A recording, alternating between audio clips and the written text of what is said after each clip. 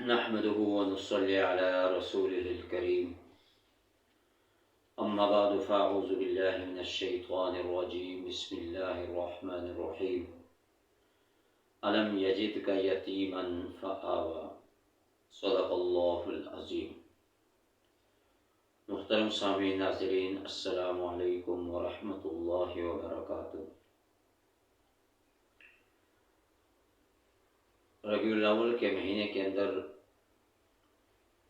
میرے اور آپ کے پیغمبر امام الانبیاء فخر الرسول صلی اللہ علیہ وسلم کی ولادت با شہادت ہوئی،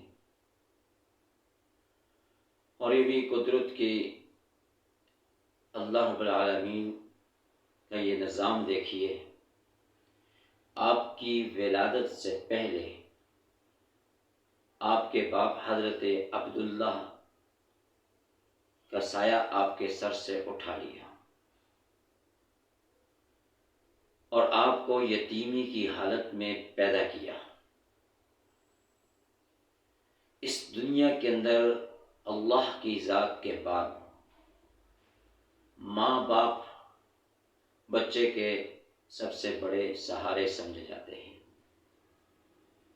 جب بچہ بولتا ہے تو باپ کو پکارتا ہے یا ماں کو پکارتا ہے۔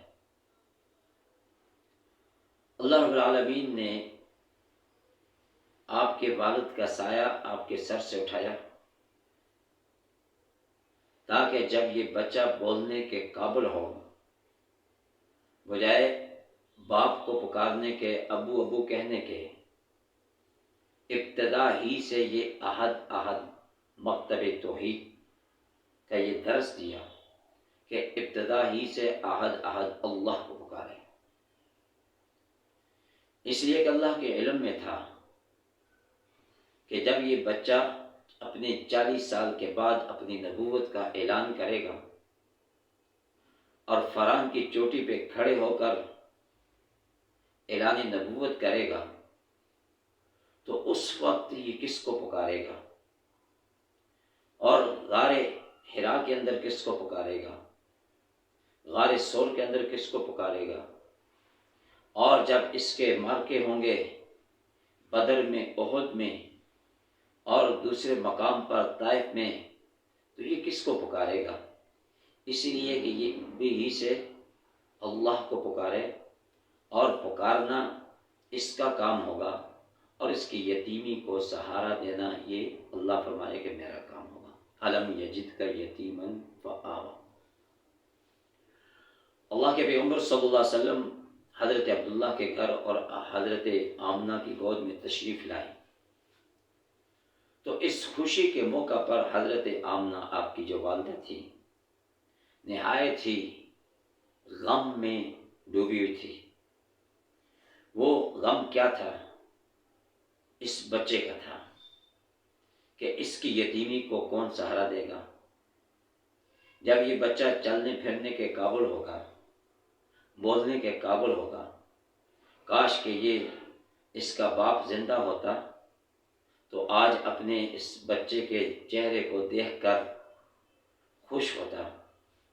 کاش کہ اس کا باپ زندہ ہوتا، اور جب یہ بچہ چلنے پھرنے کے قابل ہوتا تو باپ اپنے بیٹے کی انگلی کو پکڑ کر اپنے یاروں دوستوں کے پاس جب اس کے جلوے دکھاتا کہ اس کا باپ زندہ ہوتا تو اس کے لیے کھلونے لا کر رکھ دیتا۔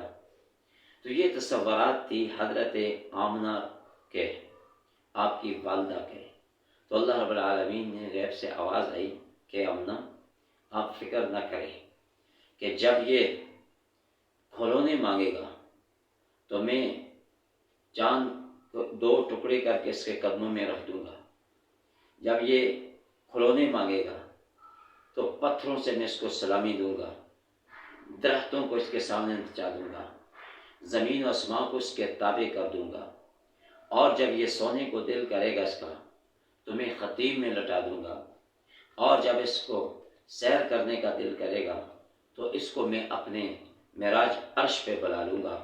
اس لیے کہ الم یجدک یتیما فآوی۔ اب حضرت عبد المطلب آپ کے جو دادا تھے آئے، آپ کی والدہ حضرت آمنہ سے پوچھا کہ بچے کا نام کیا رکھا ہے؟ تو حضرت آمنہ نے جواب دیا کہ بڑے میاں کئی نام میرے ذہن میں آئے، لیکن دل سے آواز آتی ہے کہ اس بچے کا نام محمد رکھ دیا جائے صلی اللہ علیہ وسلم۔ محمد کسے کہتے ہیں کہ جس کی ساری کائنات جس کی تعریف کرے اسے محمد کہتے ہیں، جس کی ہر آن اور شان جس کی تعریف کرے اسے محمد کہتے ہیں، جس کی چاند اور سورج جس کی تعریف کرے اسے محمد کہتے ہیں، اور جس کی کائنات ہر چیز جس کی تعریف کرے اسے محمد کہتے ہیں، فرشتے جس کی تعریف کریں اسے محمد کہتے ہیں، اور فرمایا کہ رب العالمین جس کی تعریف کرے اسے محمد کہتے ہیں۔ تو یہ حضرت عبد المطلب نے جب یہ نام سنا تو کہنے لگا کہ آج تک پورے عرب کے اندر اس نام جیسا کوئی بچہ میں نے نہیں دیکھا نہ سنا۔ حضرت آمنہ نے فرمایا کہ بڑے میاں آپ آئیں تو صحیح، اس بچے کو دیکھیں تو صحیح، اگر اس نام کا کوئی بچہ پورے عرب کے اندر نہیں تو اس جیسا بچہ کوئی عرب کے اندر نہیں، اس جیسا حسین و جمیل اور خوبصورت۔ حضرت عبد المطلب کہتے ہیں کہ اس جیسا حسین بچہ کوئی نہیں۔ حضرت حلیمہ سعدیہ آئیں دیکھا، وہ کہتی ہیں بول اٹھیں کہ اس جیسا حسین و جمیل بچہ میں نے کہیں نہیں دیکھا۔ حضرت آمنہ فرماتی ہیں کہ اس جیسا حسین و جمیل بچہ میں نے نہیں دیکھا، اور حضرت اللہ رب العالمین نے جبریل امین سے فرمایا جبریل تو بھی بتا، تو جبریل امین نے بھی جواب دیا کہ میں عرب میں رہوں اور میں نے پوری کائنات کا چکر لگایا ہے، زمین و آسمان پہ پھرا ہوں، حضرت آدم سے لے کر عیسیٰ تک انبیاء پر وحی نازل کی ہے، لیکن آج تک میں نے بھی اس جیسا حسین و جمیل بچہ نہیں دیکھا۔ اللہ نے فرمایا کہ تم کہاں دیکھتے کہ میں نے اس جیسا بچہ اس سے پہلے پیدا ہی نہیں کیا، کہ میں اپنی خالقیت میں اعلیٰ ہوں اور یہ بچہ اپنی بشریت میں اعلیٰ ہوگا۔ تو یہ اسے کہتے ہیں محمد صلی اللہ علیہ وسلم۔